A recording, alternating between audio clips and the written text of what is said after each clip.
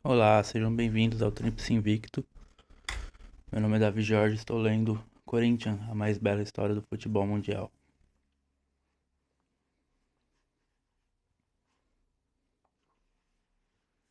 Capítulo 4. Evangelistas rumo ao Brasil. Em 1910, o Corinthians encontrava-se em uma encruzilhada.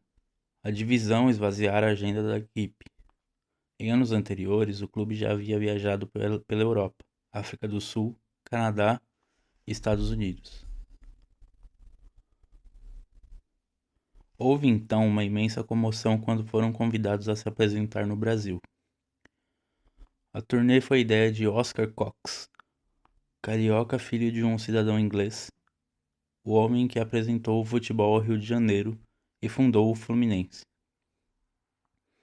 Depois de estudar na Suíça, inspirou-se no Corinthians e outros clubes amadores para introduzir a modalidade na capital da República. O jogo, a princípio, era disputado por membros da elite local. Os atletas do Corinthians partiram de Southampton no navio RMS Amazon em 5 de agosto, curiosos para conhecer aquele país considerado colorido, exótico e hospitaleiro. No Reino Unido, entretanto, houve quem afirmasse que a viagem não fazia sentido, pois o Brasil tinha um futebol rústico e incipiente, disputado apenas por jovens barões e bacharéis. Disseram tratar-se de um desperdício de tempo e energia para uma esquadra que incluía 7 jogadores da seleção da Inglaterra, um do país de Gales, e Cuthbert Beasley, considerado o melhor atacante do mundo, que só não esteve no selecionado por falta de tempo. O Corinthians FC, no entanto, estava determinado a prosseguir em sua missão evangelizadora no campo do esporte. Na chegada, foram imediatamente conduzidos aos maravilhosos pontos turísticos do Rio, conforme relato dos próprios atletas.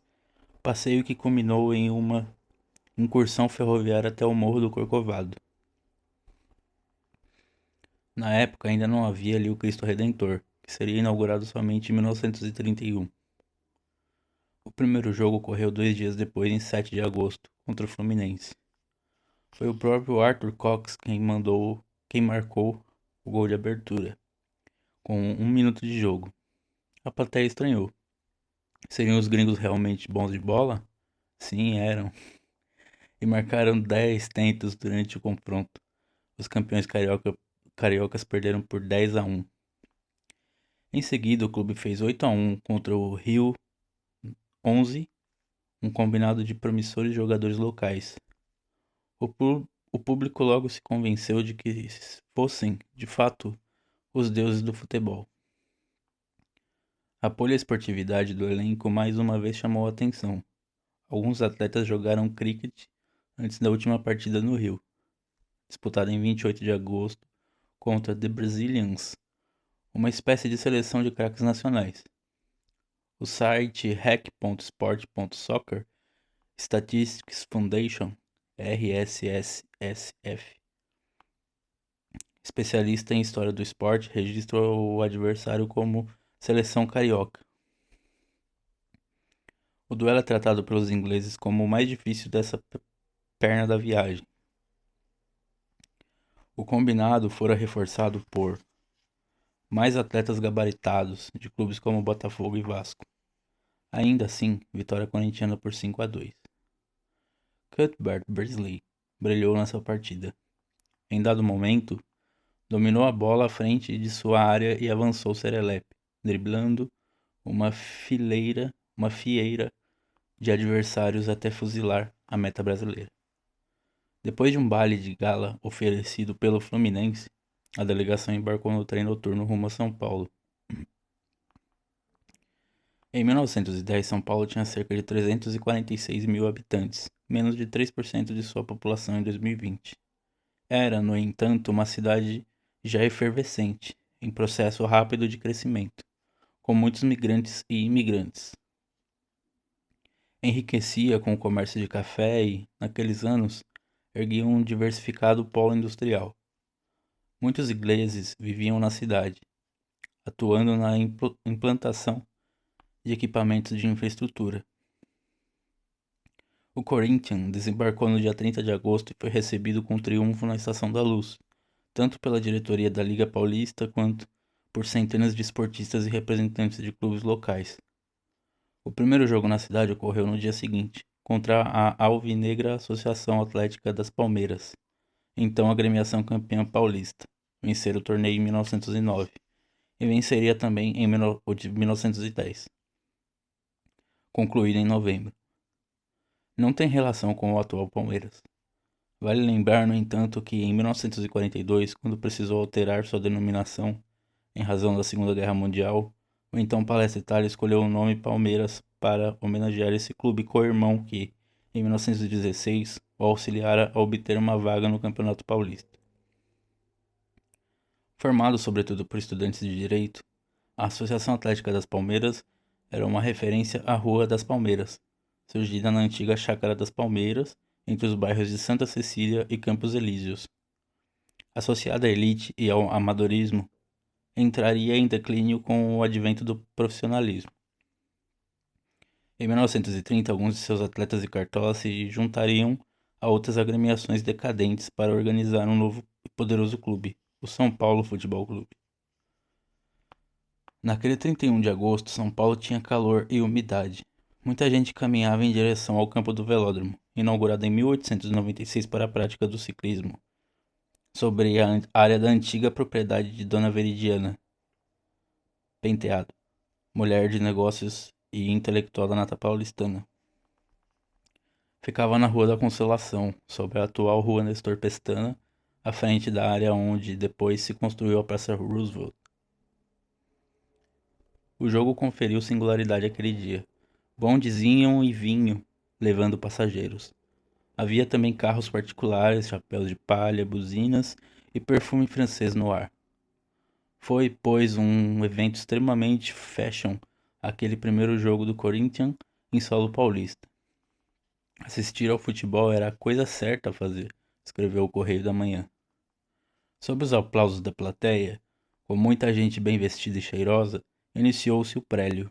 O campo era pequeno, o que tornou o jogo complicado para os ingleses. Contou também a aplicação de jovens palmeirenses empenhados em não fazer feio diante das damas da alta sociedade. No fim, 2-0 para os visitantes, com 2 tentos de Day.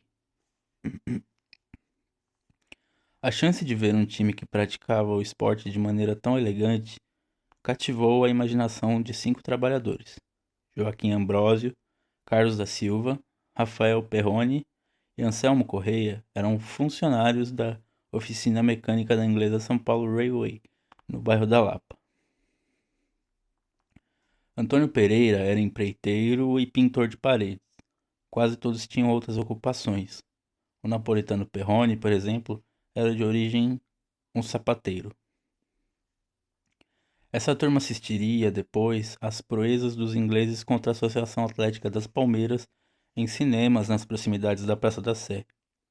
Sobre esse primeiro filme de caráter documental e jornalístico, o Correio da Manhã relata que as filas circulavam por quarteirões enquanto os locais assistiam com admiração à habilidade do Corinthians.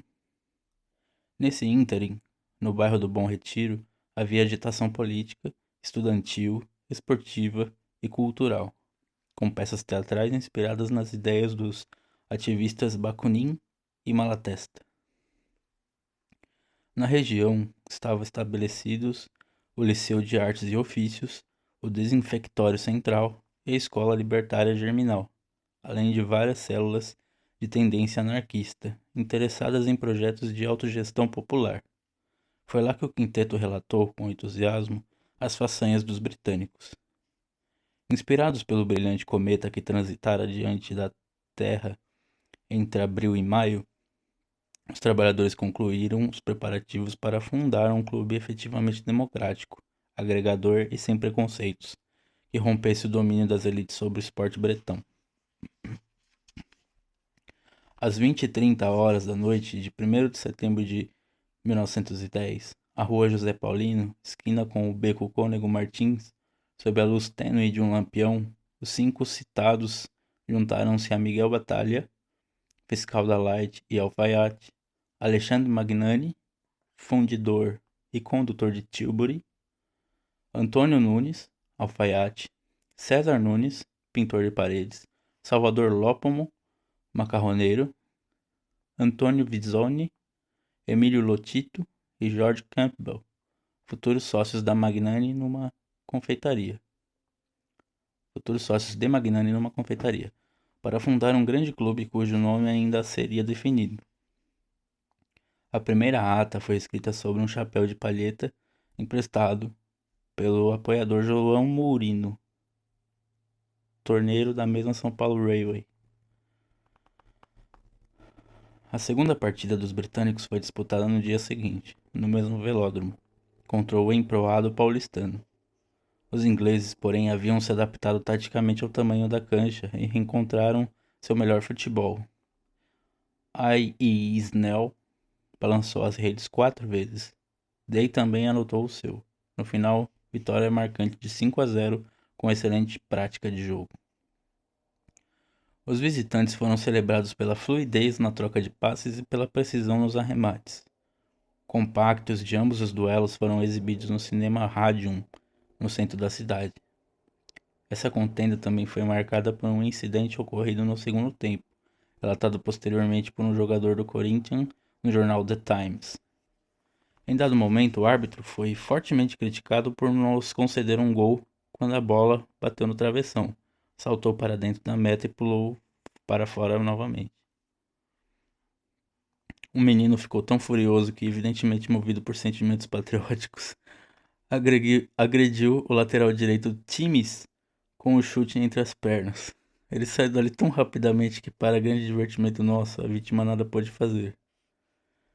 Os trabalhadores da Railway que assistiram aos documentários cinematográficos organizaram-se para comparecer ao embate final da turnê do Corinthians contra o São Paulo Athletic Club, do próprio Charles Miller, em 4 de setembro. Somaram entre os 10 mil espectadores que viram os tricampeões estaduais tomarem 7-0 no primeiro tempo. Na segunda etapa, os turistas descansaram e anotaram somente mais um gol. O aguerrido Spack marcou 2 tentos, um deles de Charles Miller. Placar final, 8-2. Depois dessa goleada sobre mais um 11 de fidalgos urbanos, os proletários não tiveram dúvida sobre qual instituição deveriam homenagear ao nomear o novo clube. Se a ideia era valorizar o espírito solidário e contestar qualquer tipo de segregacionismo, nada mais apropriado que celebrar aqueles companheiros trabalhadores que tinham generosamente atravessado o Atlântico para compartilhar seus saberes sobre o ludopédio.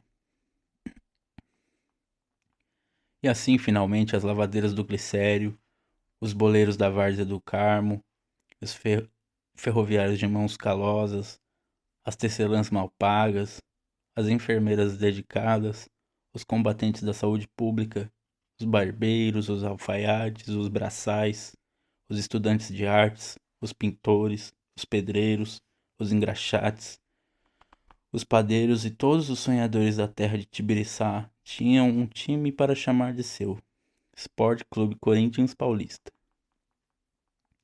A mística do nome certamente foi fundamental para consolidar o projeto. Em vez de Corinthians, o Bom Retiro deu a seu time o nome de Corinthians, ou seja, um múltiplo, uma designação coletiva, um nobre substantivo também adjetivo. Dali por diante, cada um que se juntasse à agremiação no campo ou nas arquibancadas seria um corintiano, um membro ativo e participativo na instituição. Ao surgir, o Corinthians agregou à nobreza modesta a vocação sediciosa dos ingleses. Com respeito, cooperação e futebol em grau de excelência, iniciou-se uma missão: quebrar paradigmas e contribuir decisivamente para a renovação e popularização do esporte no Brasil. Quando se oficializou a homenagem, o grupo de ingleses já arrumava bagagem para o retorno. Somente depois foram informados daquela maravilhosa semeadura. Terminada a aventura brasileira, o Corinthians seguia para uma nova batalha em casa, lutar pela preservação das virtudes do amadorismo. Novos périplos. A viagem ao Brasil animou os jogadores que se orgulhavam do espírito evangelizador corintiano. Vários deles continuaram a ser convocados para a seleção nacional. Alguns, no entanto, deixaram o clube e passaram a viver da prática esportiva. Em abril de 1911, organizou-se uma visita à Espanha, com a disputa de 3 jogos. 2 vitórias contra o London Nomads, por 7-0 e 6-0, e outra contra o Real Sociedad, por 3-1. Nessa época, conquistou-se um histórico 13-0 sobre o Ipswich Town, justamente na virada de 1910 para 1911. Foi uma das últimas vitórias por placar dilatado contra o respeitado quadro inglês. Bash anotou 7 gols na ocasião, recebendo rasgados elogios da imprensa local. O time voltou a viajar em 1911, atravessando o Atlântico para atuar no Canadá e nos Estados Unidos. Entre 5 de agosto e 19 de setembro, disputaram 21 jogos, venceram 19, perderam 1 contra o Ontário, 3-1 em 7 de agosto, empataram outro, em 31 de agosto, 2-2, em partida contra o Ladysmith. No total, marcaram 129 gols e sofreram 29. No ano seguinte, em abril, promoveu-se novo tour pela região da Boêmia, atual República Tcheca. No primeiro jogo, vitória de 5-1 sobre o Slavia Praha. O futebol, no entanto, tinha evoluído no país. No segundo encontro, contra os mesmos adversários, derrota por 3-1. Na partida seguinte, mais uma derrota, 4-2 para o Boêmia. A vingança foi desferida contra o pobre Brum, que o Corinthians venceu por 9-2. No compromisso de despedida, novo triunfo, 3-1 sobre o Moravska Slavia. Mais uma vez, o time precisava de uma injeção de ânimo, e seus dirigentes se lembraram dos ótimos dias passados no hemisfério sul. O melhor que fariam seria retornar ao Brasil. Estava estabelecida a agenda de 1913. 1913, a segunda visita ao Brasil. Organizado mais uma vez para que os ingleses chegassem ao Rio de Janeiro, passassem por São Paulo e na sequência retornassem para a Inglaterra, o tour foi, segundo o livro Play Up Corinthian, de Rob Cavallini, o mais maluco do clube. O navio saiu de Southampton em 1º de agosto daquele ano, fazendo escalas em Vigo, na Espanha, Lisboa e Ilha da Madeira, em Portugal, Recife e Salvador, no Brasil, antes de chegar ao Rio 16 dias depois. No percurso houve um casamento, o nascimento de um bebê, 2 mortes, uma delas por suicídio, e a fuga por um dos cozinheiros da tripulação que, nas palavras dos corintianos, ficou louco com a maresia e abandonou o navio em uma das paradas. A perda da força, combinada a uma rápida ascensão no futebol no Brasil, foi evidenciada pelos placares das partidas. Logo de cara, o primeiro choque, derrota por 2-1 para um combinado dos times cariocas, a primeira do clube frente aos brasileiros. Recuperados do baque e mais atentos à capacidade dos rivais, os britânicos venceram outras 2 equipes locais, estrangeiros por 4-0 e brasileiros por 2-1. Antes de rumar para São Paulo, cidade em que o ambiente do futebol era efervescente. Além do Corinthians, saldo glorioso da viagem anterior, nascera o Santos Futebol Clube, em 1912. Em 1914, seria fundado o Palestra Itália, futuro Palmeiras, consolidando-se o futebol como o principal esporte dos paulistas. Em terras bandeirantes, em 28 de agosto, o Corinthians derrotou o Paulistano, então campeão paulista, por 2-1, mais uma vez no Velódromo. 2 dias depois, goleou a equipe do Mackenzie no campo do adversário por 8-2. Antes de retornar, o Corinthians fez a revanche contra a Associação Atlética das Palmeiras, jogo de clima ameno e empate em 1-1.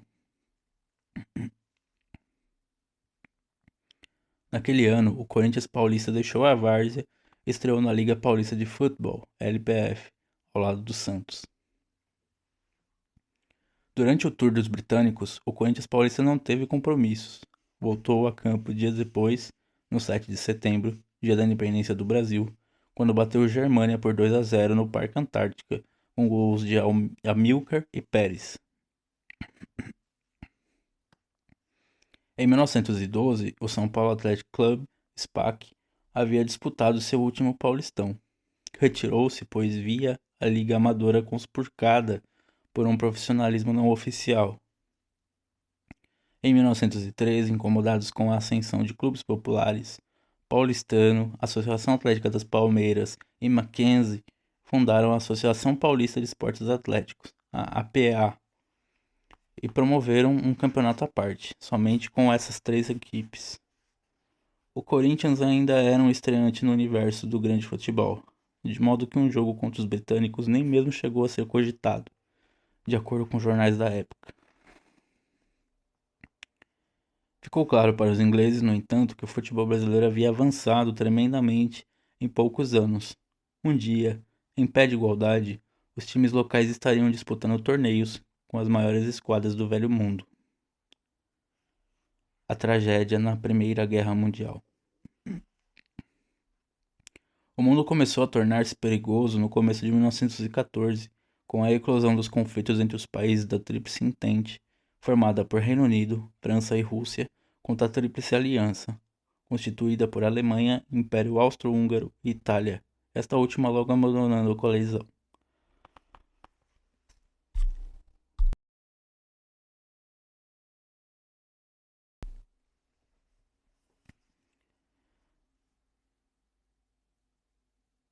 O gatilho para a crise havia sido o assassinato do arquiduque Francisco Ferdinando da Áustria por um bósnio de origem sérvia, em 28 de junho daquele ano.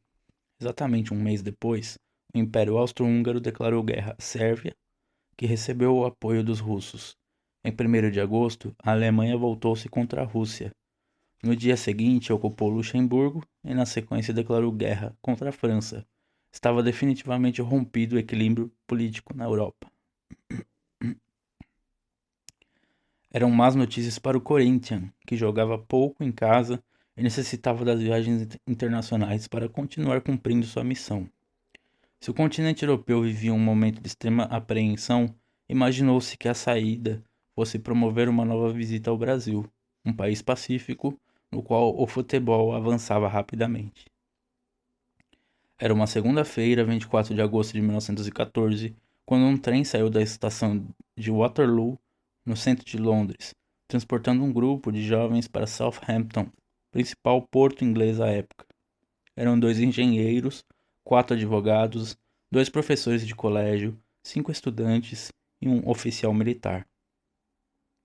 Ao fim do traslado ferroviário, os 14 corintianos embarcaram no navio Royal Mail Amazon, que desceria o Atlântico até Buenos Aires, capital da Argentina. Os atletas tinham entre 19 e 30 anos, com a média de idade de 23, e iniciavam a terceira excursão do Corinthians FC ao Hemisfério Sul em apenas 4 anos. Dessa vez o plano era disputar partidas no Brasil, na Argentina e até no Uruguai. Nessa época, o Corinthians Paulista entusiasmava as plateias no Campeonato Paulista da LPF, iniciado em abril. No dia 26 de julho, o Corinthians do Bom Retiro havia batido o Highcroft por 4-1. O certame seria concluído em novembro, com o título invicto do Alvinegro. Terminaria a competição com 10 vitórias em 10 jogos. A delegação de jovens britânicos ganharia mais 2 membros. Maples viajou do Canadá, onde vivia, para se juntar aos companheiros. Outro integrante antigo do clube, Henry Douglas Hughes Onslow, havia embarcado 3 semanas antes, no dia 1º de agosto, e esperaria os companheiros no Rio de Janeiro. Na delegação, porém, havia o consenso de que aquela tour não seria como as anteriores. A cobertura da imprensa fora bastante tímida no embarque. Na maior parte dos diários londrinos, a viagem não ganhara mais do que um parágrafo. Desde 1907, era o esporte profissional que ganhava espaço na mídia. O cenário piorou com a cisão, já que os clubes filiados a uma associação não podiam enfrentar os que tivessem vínculo com a outra.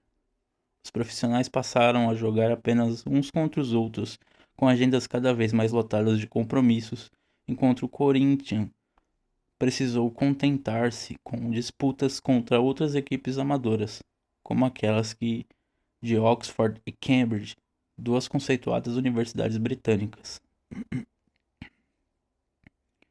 Na viagem, o Corinthians pretendia aliar o trabalho de evangelização à manutenção do entrosamento entre os craques do time. A conversa de conversa sobre questões táticas e técnicas, porém, não durou muito. 2 dias depois da partida, o Royal Mail recebeu um comunicado do rei George V. Todos os reservistas deveriam se alistar imediatamente no exército para integrar a defesa do país. Em 7 de agosto, o navio chegou a Recife. 4 dos jogadores que se encaixavam na descrição do comunicado desembarcaram e imediatamente compraram bilhetes de volta para Londres. O trajeto de volta foi realizado pelo navio Arlanza, que havia saído de Buenos Aires e tinha como destino final Southampton. Nele viajaram Gilbert Eric Graham, Cockburn, John Hyland Fosdick, John Charles Dodsworth Tetley e Alan Mayhem Wilkinson. Os passageiros perceberam a gravidade da situação com apenas um dia de viagem. O Arlanza foi interceptado por um navio de guerra alemão ao longo da costa do Brasil e forçado a mudar seu percurso. Seus ocupantes ouviram o ultimato: parem ou abriremos fogo. A tripulação então recebeu ordens para desmontar os transmissores de rádio e atirá-los ao mar, o que impediria qualquer comunicação com a Marinha Britânica. Os agressores perguntaram ao capitão quantas mulheres e crianças estavam a bordo. Receberam como resposta 335 mulheres e 97 crianças. Talvez sensibilizados, os alemães permitiram aos ingleses seguir viagem. É difícil saber se a informação correspondia à realidade. O certo é que o Arlanza chegou intacto a Southampton em 22 de agosto, em um continente já convulsionado pela movimentação de tropas. Os jogadores restantes continuaram a jornada no Amazon até o Rio de Janeiro, onde o navio aportou em 11 de agosto. Guardariam um novo navio para fazer o caminho de retorno. Tiveram tempo somente para uma breve visita aos reformados campos de futebol que receberiam os jogos. Pouco depois, embarcaram no Aragon, que passou por maus bocados na travessia ao receber vários disparos de um navio alemão. Chegaram, porém, sãos e salvos à Inglaterra em 30 de agosto. Os jogadores logo se dispersaram.